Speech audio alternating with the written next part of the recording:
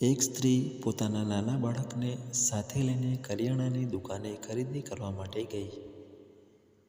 જ્યારે સ્ત્રી ખરીદી કરી રહી હતી ત્યારે નાનો બાળક વેપારીની સામે જોઈને હસતો હતો. વેપારીને બાળકનું આ નિર્દોષ હાસ્ય ખૂબ ગમ્યું. જાણે કે આખા દિવસની થાક ઉતરતો હોય એમ લાગતું હતું. વેપારીએ બાળકને પોતાની પાસે બોલાવ્યો. બાળક જેવો વેપારી પાસે ગયો એટલે વેપારીએ નોકર પાસે ચોકલેટની બરણી મંગાવી. ઢાંકણ ખોલીને બરણી બાળક તરફ લંબાવી અને કહ્યું, બેટા, તારે જેટલી ચોકલેટ જોઈતી હોય એટલી તારી જાતે લઈ લે. છોકરાએ જાતે ચોકલેટ લેવાની ના પાડી. વેપારી વારંવાર બાળકને ચોકલેટ લેવા કહેતો રહ્યો અને બાળક ના પાડતો રહ્યો. બાળકની મા દૂર ઊભી આ ઘટના જોઈ રહી હતી.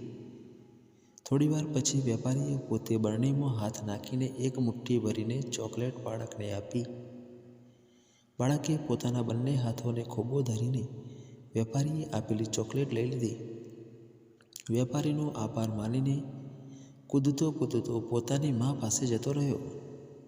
દુકાનેથી પાછી ફરતી વખતે માએ આ બાળકને પૂછ્યું, બેટા, તને પેલા કાકા ચોકલેટ લેવાનું કહેતા હતા તો પણ તું ચોકલેટ કેમ નહોતો લેતો? છોકરાએ પોતાનો હાથ માને બતાવતા કહ્યું, જો મમ્મી, મારો હાથ તો બહુ જ નાનો છે.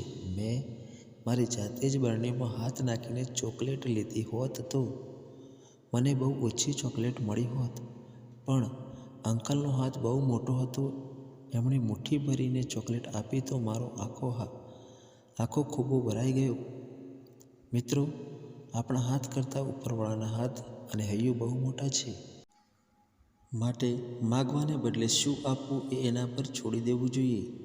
આપણે જાતે લેવા જઈશું તો નાની મુઠ્ઠી ભરાય એટલું મળશે અને એના પર છોડી દઈશું તો ખોબો ભરાય એટલું મળશે. મિત્રો, કહાની સારી લાગી હોય તો અમારી ચેનલને સબસ્ક્રાઈબ જરૂરથી કરજો. ધન્યવાદ.